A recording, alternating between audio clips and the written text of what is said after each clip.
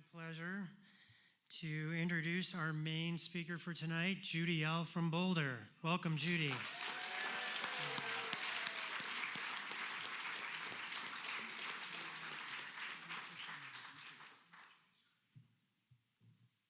everybody. Judy Alcoholic.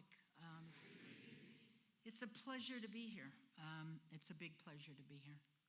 And I thank you all. What a nice group you are. I was thinking earlier when I was looking out on everybody that, AA turns us bums into really nice-looking men and women. And we have courtesy, we have manners, we help people here and there. Well, it's not where we started, but it does help. It does help. So I want to congratulate you on being a wonderfully welcoming group and this beautiful church as well. So let me give you a little intro. The way they do it in Texas, I think, goes something like this. I'm an alcoholic, and my sobriety date is August 17th, 1982, and I've not found it necessary to take a drink since then through the actions that you've encouraged me to take, good sponsorship, the grace of a God I didn't understand in a lot of meetings like this. And those factors go into my sobriety as a foundation. But I'll tell you a little bit about where I came from, because I'll try not to take you back to grammar school, but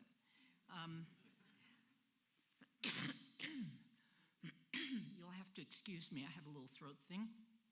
I smoked a lot for a long time. So it goes like this. I came to you in 1981. My sobriety date's in 82, so you know how that goes. I came to you as a non-alcoholic. And I stayed a non-alcoholic who went to a meeting a day. And so I drank and went to a lot of meetings and hit on all the boys. That was just how it was. I don't know where that comes from, that need for attention, but today I would tell you that we all sell ourselves out for the same 5 things, and sometimes I remember them and sometimes I can't, but it's like attention, appreciation, approval, acceptance. We all sell out for those same things, and we're always looking in all the wrong places for it, but that's part of what got us here. So anyway, I'm from the Midwest. I'm a Chicagoan by birth, and my dad died when I was 13. So that's as much as, and that left a scar in my family that exists even to this day. It's amazing how generational some of our scars are, and that's the reason I mention it, is that many things don't stop with one generation, or my experience or yours, but they go through many families, and we were all scarred by that. But we were raised, I'm the only alcoholic in my family of origin, and I don't know why I am. I don't know whether I was born that way or whether I graduated, but I had to drink to get here. That part's clear. And from, I've got a brother who's a genius, and I got a brother who has a multi-million-dollar company, or had one before his retirement. And stuff like that. My family all were raised with high ideals and ambitions.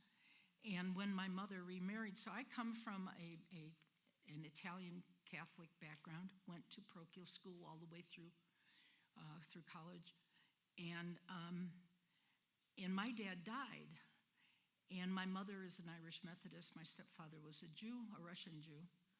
And those people kept the commitments that they made. When they married my father, they kept their commitments. They showed up. They sent us kids to Catholic school because they had said they would. They took care of us. They had integrity. They had honesty. They had values, none of which I picked up, by the way, but they had them. And so I don't know where I went awry, but from the first drink that I took, it took me a couple of years to be able to get out enough to have it as a habit. I was a late bloomer, as many people in my family are. And immediately I went from being a college student finding my place. I was thrilled with college. I finally felt I'd belonged. It was an exciting, eye-opening, mind-expanding experience for me. It was so mind-expanding that I couldn't pass up a bar and a pinochle game or a boy, and wound up pregnant and having to leave my second year. And finding all of my ambitions to become, the world-saving doctor. I was going to go off and make symphonies and save all the children in Africa by being a doctor. And, I dropped out of school, had this child that I gave away, and found that I didn't have the skills to get a job at a department store. So my sense of who I was and what I was supposed to be, and the sense of what I really was, have always been pretty far apart. One of the guys where I got sober, he was a guy who was a Holocaust survivor, and he said to me once, he said, "Judy, you overestimate yourself."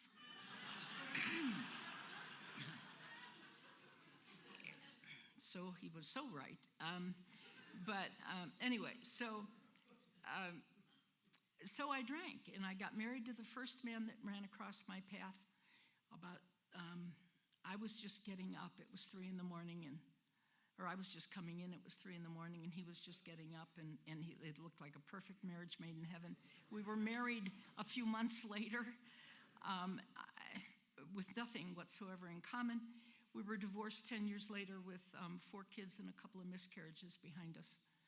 And we both went our little soggy alcoholic ways. And I kept trying to change my life. I can remember driving down Eden's Expressway in Chicago, which if you've ever been there, that's about a 6-lane highway. Only all the cars were facing me. And I wondered, it was like, oh, I had 10 years to go before I had a driver's license. Lots of stuff like that happened. You don't need to hear my drunk-a-log. That's not what I'm here for, but I need you to know that I am a person who doesn't drink successfully. I just don't.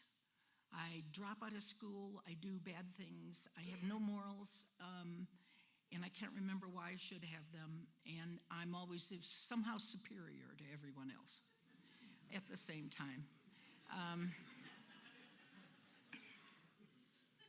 So life got pretty rocky after the divorce. We were a bunch of poverty-stricken people, and I kept waiting for the guy in the white horse to show up that was going to save me. It took me several years, and nobody showed up. And one day I had a revolution, and that was that there was no Santa Claus. I was supposed to be Santa Claus now. And it shocked me. I went into like a depression.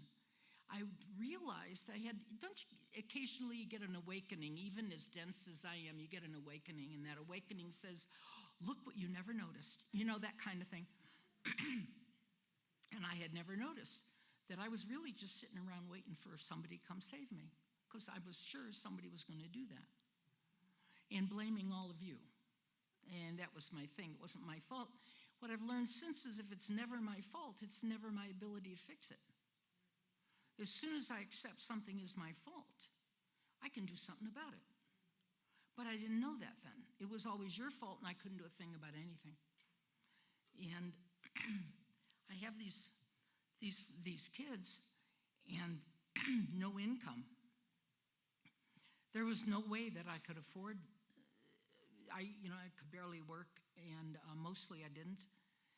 And I couldn't hold a job because I had also a rotten attitude. And that's a hard thing to do. So one day a sister-in-law, it's been about 10 years that way, 10 years finding every unavailable man I could find, feeling sorry for myself all the time, my house in foreclosure almost every other month,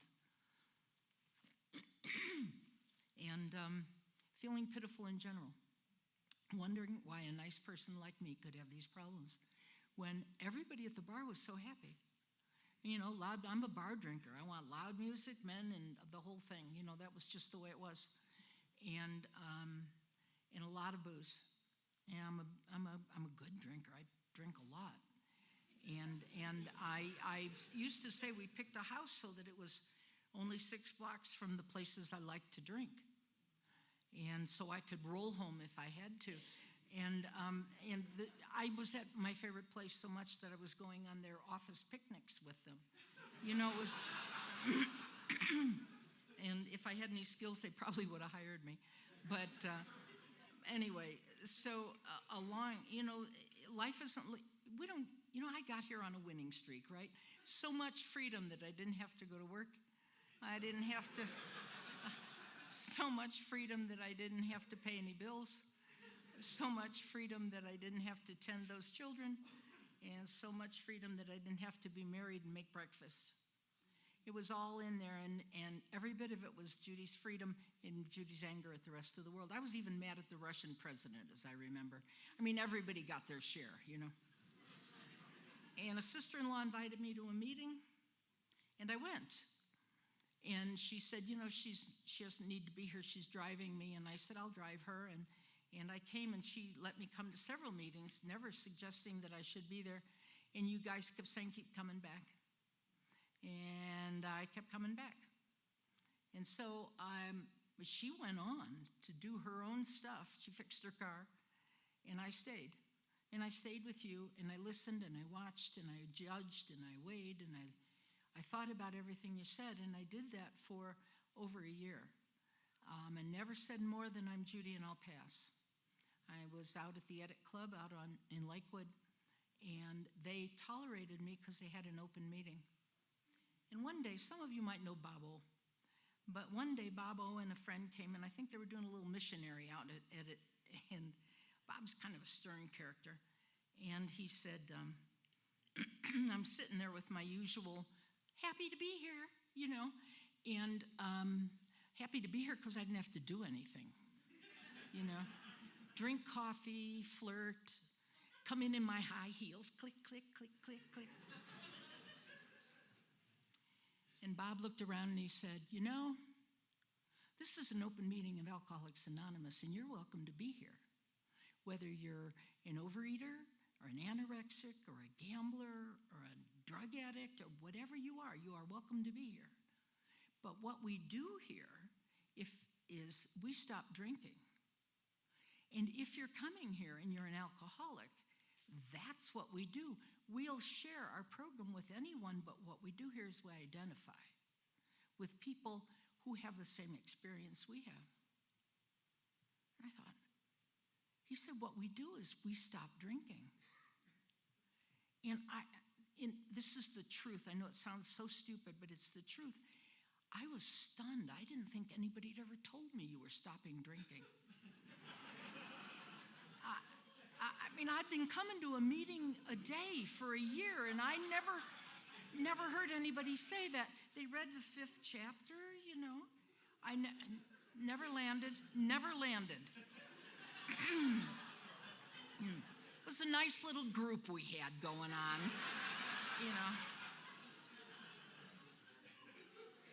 So I went home to ponder this new idea. And it took about 2 weeks and a really intense spiritual experience that played out on my blank wall.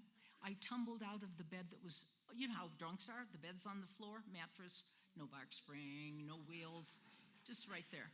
Tumbled out of bed, and my life was playing on a video on the wall. And it played for me, and I saw all of the things that had happened that had been alcohol related. I even saw myself driving 100 miles an hour with kids screaming in the back seat. I saw my life unwind. I can't tell you why, it's just happened. When I came to the meeting the next day, I was there with my hand up, and my sponsor was in the room because she had been there for the last bit. Somebody had said, please do something about her. And so she readily let me fall into her embrace. And that sponsor died in October of this last year, and she has been my dear soul spirit all those years. So from that day, I began to get sober. I didn't drink. Now here's the deal. I learned how to say what you said. I learned how to talk about the steps. I learned to talk about the ideas. The problem was I talked about them well enough that I didn't know I'd never done them. And 7 years later, when I was marrying the him, and him was good. We've been married ever since, but I was married finding him, my sober alcoholic, and I started crying. And this is important to me to tell you that I started crying holding my dear's hand, and I cried for like a month straight. And he, because he's calmer than I am, finally looked at me and said, "Should I begin to worry about this somewhere? You know, we got married and you've been crying for a month." And what I found out eventually, and I didn't know then, were a whole lot of things about the deeper aspects of Alcoholics Anonymous, the ism, if you will. I found out that within days, a gentleman from Denver, from Aurora, came and invited me. He was speaking at a meeting, and he came and invited me to join them for a big book workshop. And he said it's going to be at 6:30 in the morning. I said, "I'd love to, but I can't make it because I start work at 7:30. And he said, "No problem. We'll move it up to 6 just so you can come." He said, "These guys want sobriety so bad they won't mind at all."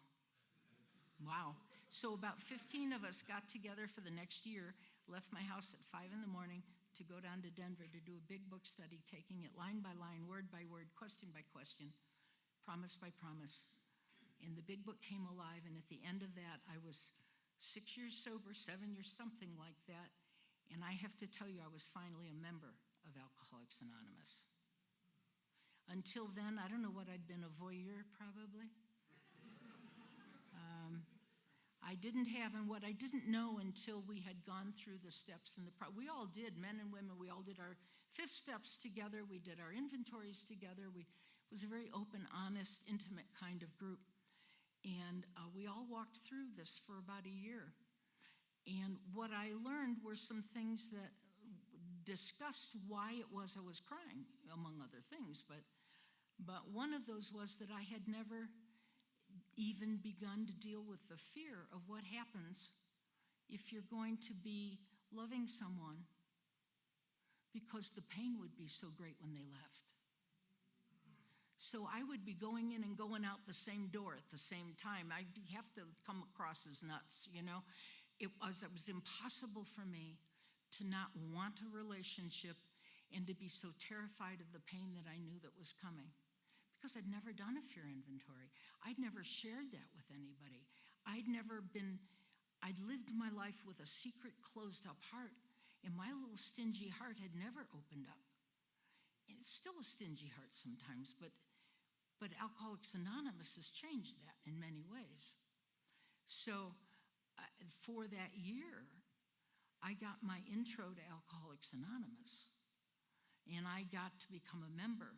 And I got to become a committed member because the people in this group were committed people. And I learned from people who do the stuff, so I did the stuff. And they were people who were involved in service, so I was involved in service. And our deal was, if you attend one of these workshops, one of these big book studies, your commitment is that you will do the same with others. So I was doing the same with others. And every time I learn a little something new that I didn't learn before. Every time it's a little different than it was before, but I've done them many times. And gradually I got into enough service that, I was able to begin to understand the traditions, which I had no interest in whatsoever because they weren't about me. You know, it looked like you were going to talk about something that was about somebody else, something else. Didn't interest me. So, service is good for that, by the way. Service is really good for that. I almost hated everything I've ever done in service. And what I learned from that is that by the end of my 2-year rotation, I've completed every rotation I ever was in. And what I learned at the end of every rotation is you had to pry my fingers off of the job. because now that job and I gave us identity and self-esteem, and I learned something I hadn't learned when I walked in. AA is the only place I know where they don't ask you to list all of what you're good at so they'll give you a job. You know, it's like, got a live pulse here. You might work as the GSR. You know. So, and that's how it was. I would never have volunteered for anything in my life because, again, I was so afraid I'd screw it up. And God knows you don't want to screw it up because then you look bad, and what happens if you fail AA? Then where do you go? So I'm really fortunate that I was kind of encouraged or shoved or pushed or invited, and I had learned from you to say yes. And because I had learned from you to say yes, I've had all kinds of experiences that I didn't want when I first got them, that were hard to let go of when I was done. And that's happened over and over and over again.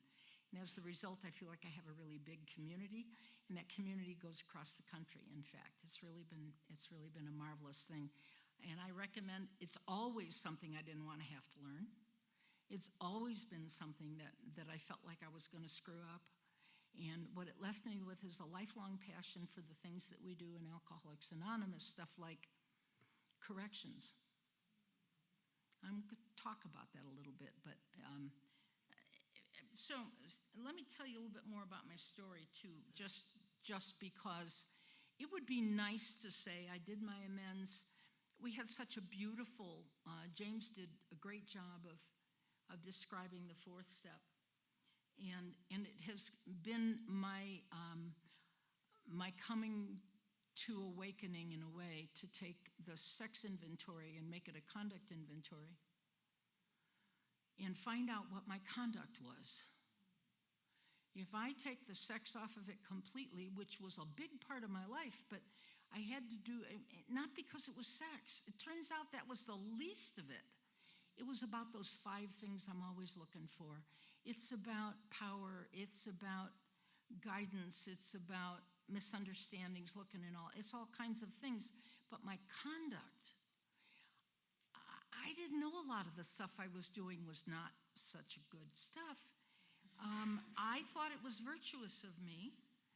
I dated a lot of married men, is the truth of it, almost exclusively for 10 years. And I didn't know that I was choosing them. I thought that was always an accident. And I got sober, and you guys start talking to me about moral positions.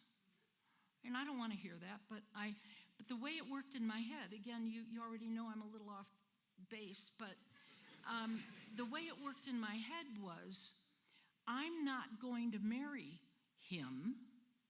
He's already out of the house looking, therefore I am the best person his wife could want him to be with. I am saving her marriage. I was in AA a couple of years before we unwired that one. But, you know, it's so good to be superior on absolutely nothing. And my resentments were the same way. So it's just, so this guy I'm married to, he's calm, he grounds me, I unground him. And it works pretty well between the two of us. And we had this beautiful holding hands. We got sober kind of too young, unprogrammed. We got sober together, and we were committed to being a spiritual couple with meditation and meetings, and we always knew God came first. So it really helped our relationship to understand that. We took a long time before we did any of our stuff together, and then it was a couple years before we moved in together, and then it was a couple years before we married, and we were both pretty scared. Between us, we have 6 kids, and we wanted very much to be a good example to those kids of how you could live a life. We did. It was our goal. So about 10 years, 12 years in, we've had a really beautiful life together. We're both earning money. We have a nice house. We got a big 5-bedroom house that in Boulder helped start central office. We started a meeting. We held dances. We held parties. We were the house.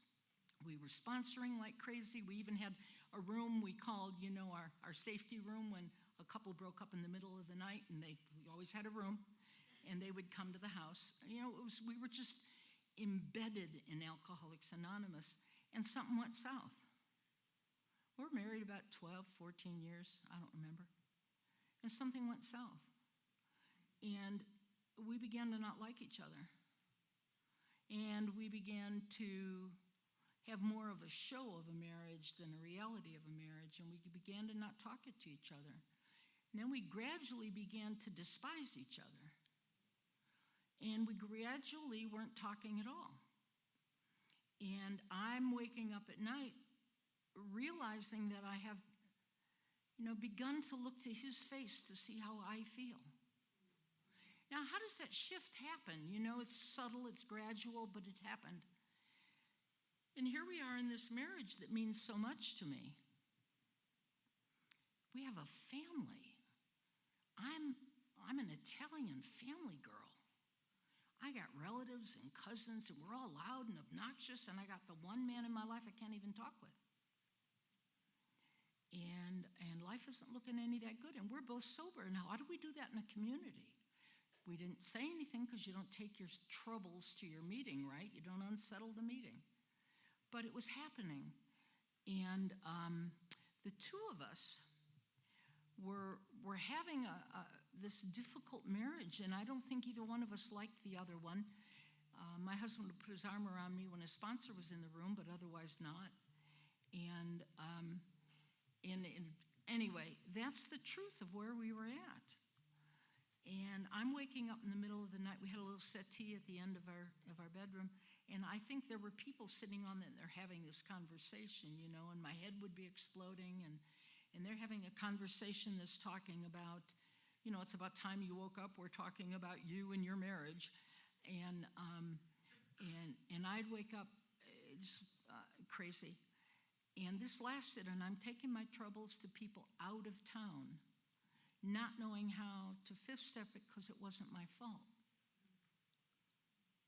It wasn't my deal. And I don't know what happened. And I'm feeling desperate, and I'm feeling angry, but I can't get a divorce. We've got these 6 kids. What do we do with the families? I'm not going to get another divorce. So I found myself Googling how to smother your husband. And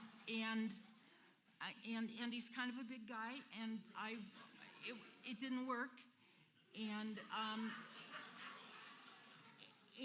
on the same day, my sponsors, I had 2, and I don't know about his, but my sponsor said, why don't you try being a wife? Now, already I'm a runner. I don't see things with a clear perception.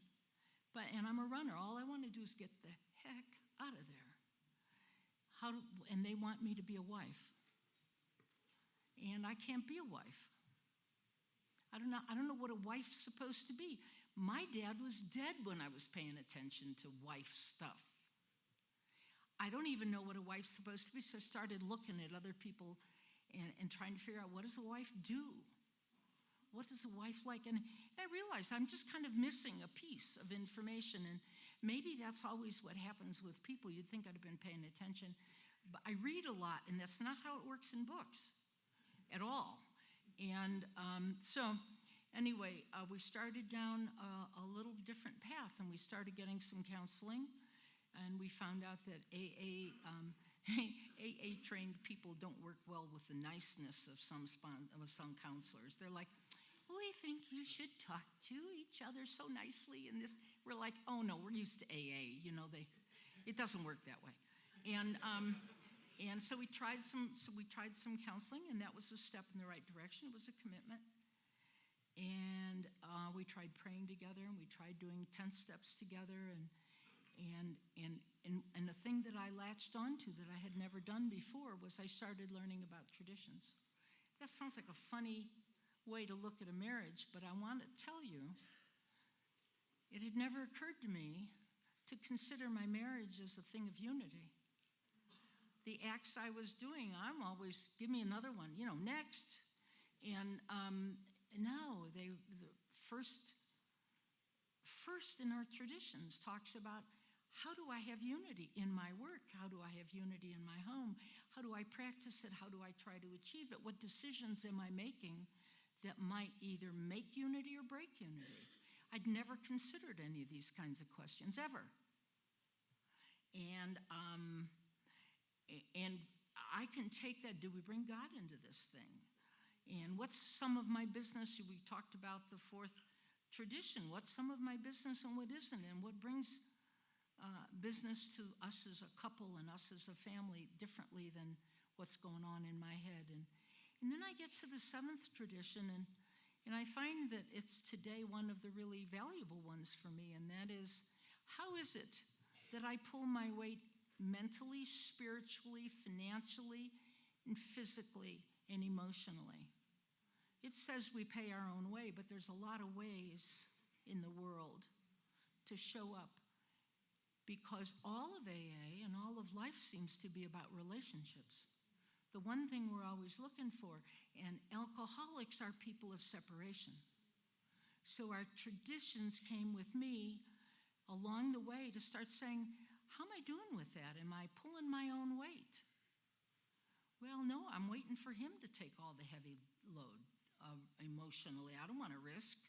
I'm still that scared person. So now we go back and do another inventory, right? You know how that stuff works, and we cycle it through one more time. So I share that with you in case any of you ever have a relationship problem. It's a nice meter to look. If any of you don't have a relationship problem, I'd be more surprised. But, but we look at this stuff, and it's like, how is it that we come together as people and do the best that we can, and we still have so much trouble with our relationships? And it's because, in my case only, I was always waiting for somebody else. All of my relationships, it turns out, when I look at a solid 6-step, all of my relationships with everybody have been about getting my needs met. Very seldom have I entered into any relationship saying, how can I meet your needs? How can I be a blessing in your life? How can I be an asset in your life, jerk? That's kind of the attitude. It's really been a very big deal, and it turned my life around to begin thinking of myself so differently. Instead of being like the princess and the pea, who could always find the one spot that was bad. Today my goals have changed a lot. I truly want to be of value in other people's lives. Real value, not the one that my head made up, not the ones that I distort to suit myself. But today it's because today I'm asking God to walk with me. The God that I blamed for my father dying took a long time to unhook that one too. What kind of God kills a little girl's daddy, And I've been blaming him since that happened, and I get to be an adult, and I still don't understand, because God's the guy who kills people. And it took all of you and lots of years for me to come to a place where the spiritual aspect of the program began to fix the other deeper parts of my life. I got sober thanks to God's grace, and then a lot of it, because I didn't do any of the right stuff, but little by little, that has kind of filtered in as I find that grace, that spiritual aspect of the program, not the religious aspect. That's not what I'm talking about. If anybody here is new, the spiritual piece of it, which is trusting that maybe if I try to do the right thing and I ask for guidance and help, and I try to spread something other than disunity, maybe I'm acting more in concert with the God of the universe, okay? And as I depend on that more and more, I get to feeling like I'm a part of things instead of a separate thing all the way around.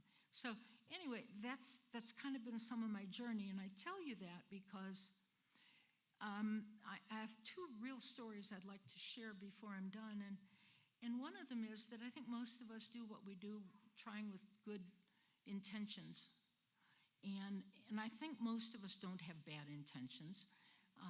But in my case, I never had bad intentions, but I did have distorted thinking. And this big book that we use helps me separate out some of the nonsense in my head from what really is going on. So I love having a baby at a meeting. That's great. And anyway, yeah, sorry. I have grandchildren, but I don't have babies. And I have one, I said tonight, we were talking about it, I have one that I think is maybe working his way here, but I don't think he has enough determination. And, I think he's lacking in those qualities that's going to really get him here. I think he's going to give up. Anyway, but we had one that used to run around the house in his little squeaky boy voice going, "What about me? What about me?" We all should save that one a seat. He's us. We'll see. So that child I gave away, I tell this story, there's a reason I tell this story every time. And it's because when there are other people in Alcoholics Anonymous who are at a meeting like this, there's always a few folks that really identify with this, and sometimes it's healing. But I gave away that baby, and I lived with a lot of shame and a lot of remorse, and worked really hard to overcome that by trying to be somebody different. Again, settling for image, not for substance, but that was the goal. And when I was doing my amends and I was making out my long list, that child and that child's father were on the list. And two things happened. I had been a bit of a victim, and I could not find a place for me to deal with being a victim and making an amend. And I didn't know, I had the idea that an amend meant that I needed to go to somebody and tell them I was wrong. And I'm a word person, and the word amend really means to mend, to repair. And I didn't know how to do that by being wrong or right. And so we had a little group that met in our front room. We were all doing the ninth step, trying to not do the ninth step. You know how that goes. We were alphabetizing and color coordinating and putting labels and stickies, and we were doing everything but an amend, right? And I talked about wanting to do this amend for a couple of weeks. And that's kind of my way. I talk about things a little bit until they become real to me. And I talked about doing this anger about this thing that I was trying to let go of, but I didn't know how to let go. I didn't know how to let go of it, and I had no way to contact or even remember the person's name. Fully, my mind had blanked him out. And I prayed about it, and this doesn't happen very often, but I had a little voice that said, "Why don't you try paying your mother back the $5,000 you borrowed?"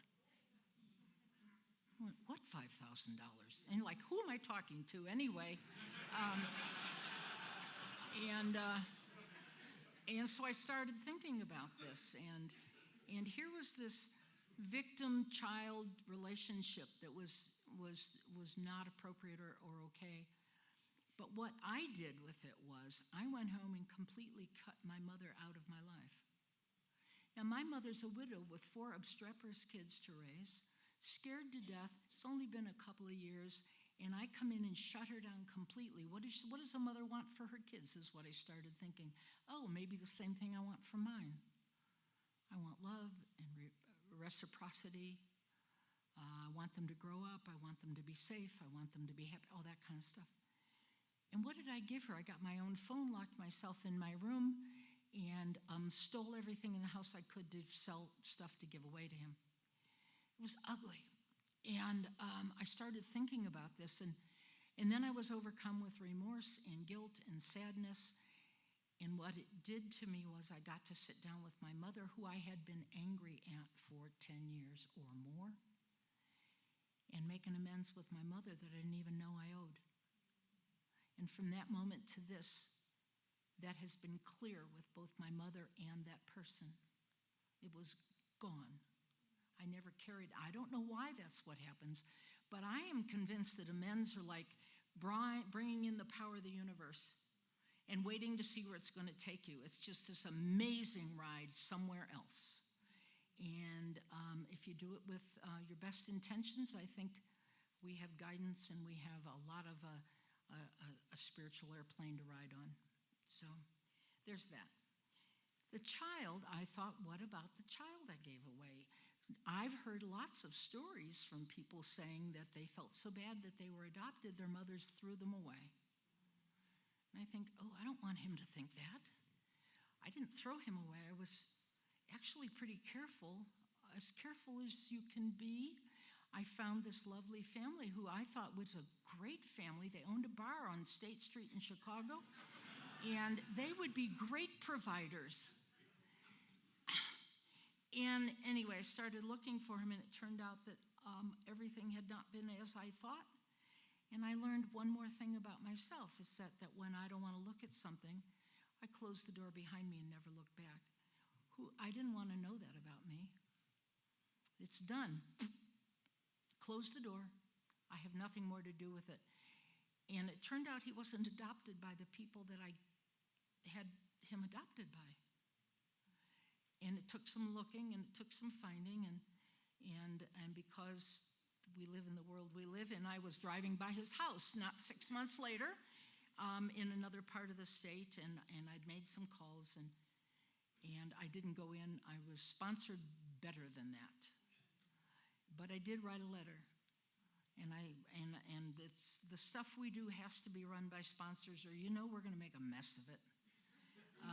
We just are. And so I wrote him a letter giving him complete deniability. Said, you might be. Here's why I think. But you might not be. Might be wrong.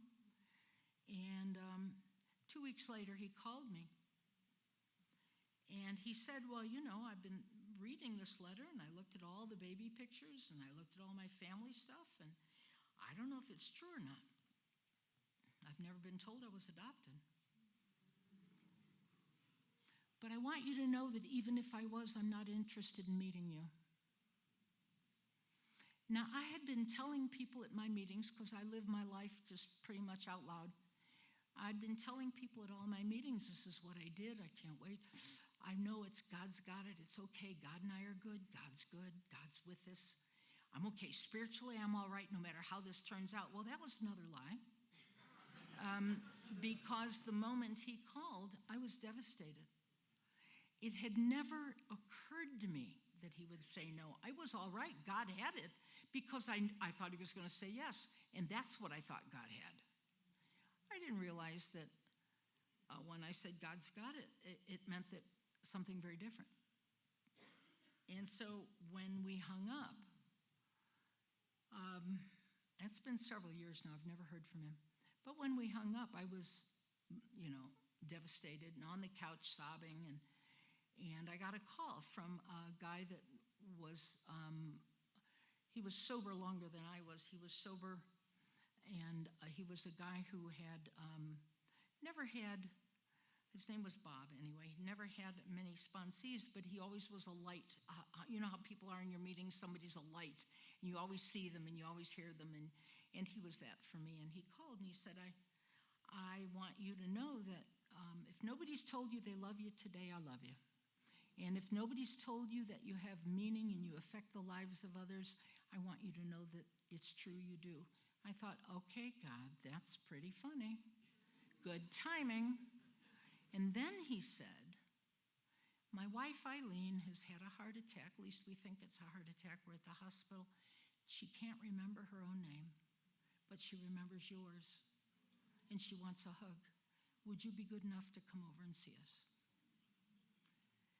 Dried my tears, we got in the car, and along the way, I heard this message popped into my head again, that I don't get to determine the people God sends me. I don't even get to decide that much, but that the promise was that there would always be someone there.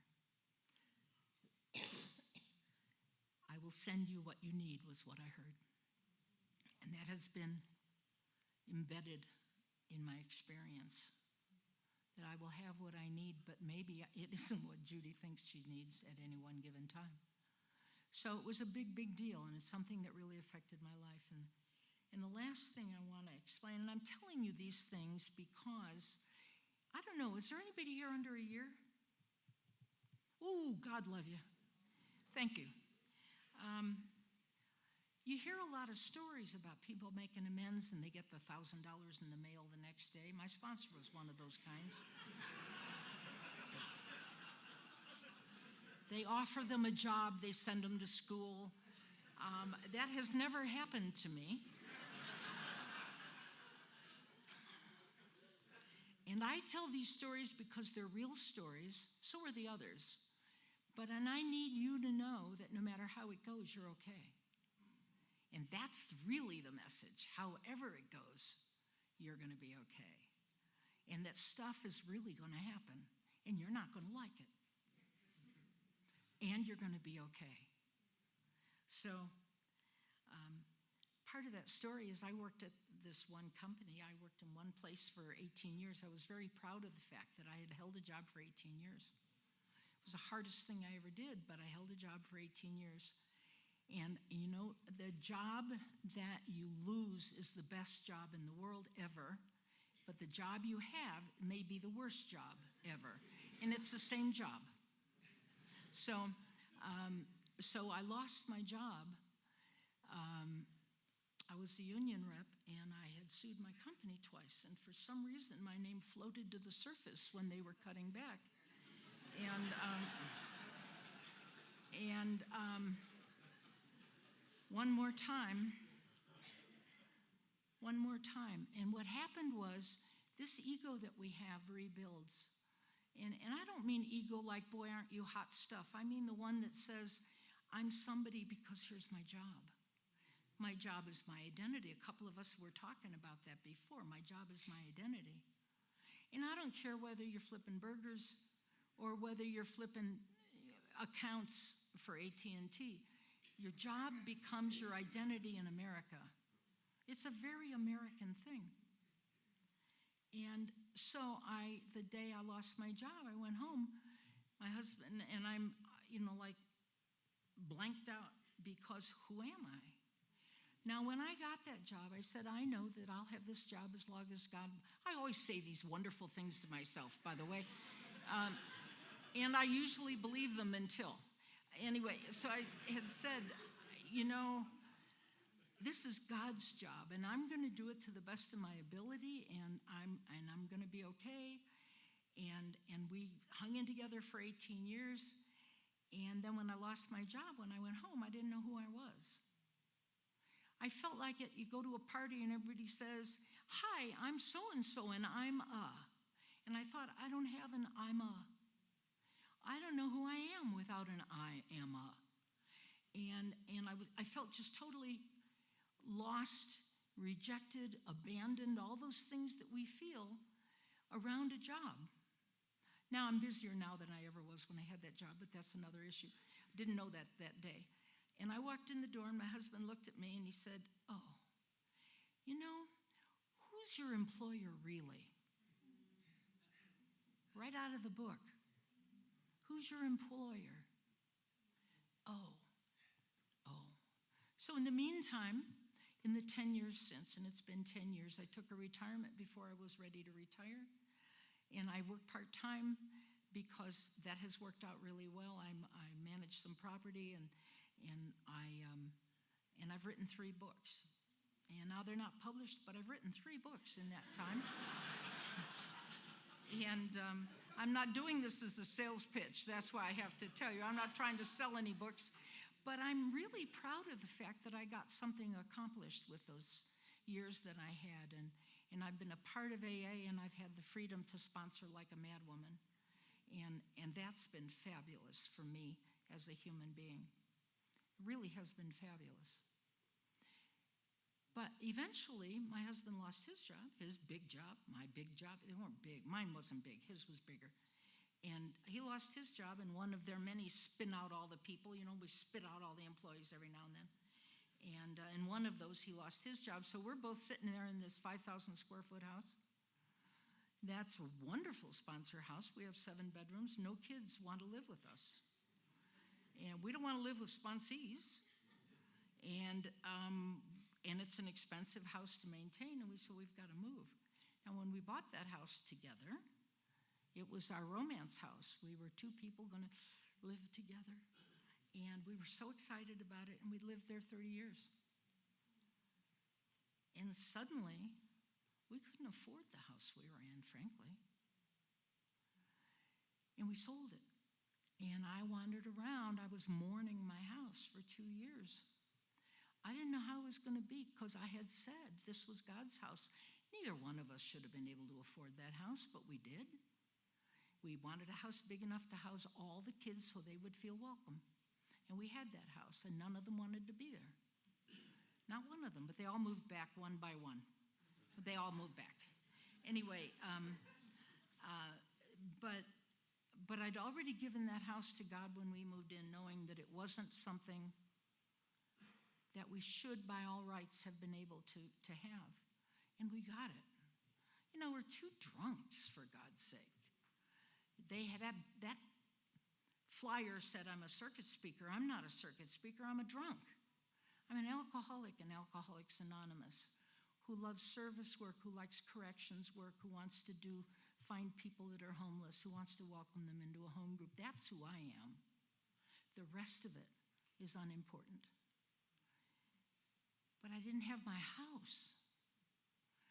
And I mourned that house for a couple of years, thinking one more time that I had given something to God that I hadn't given to God at all. I gave it to God on a rubber band, you know? Ooh, no.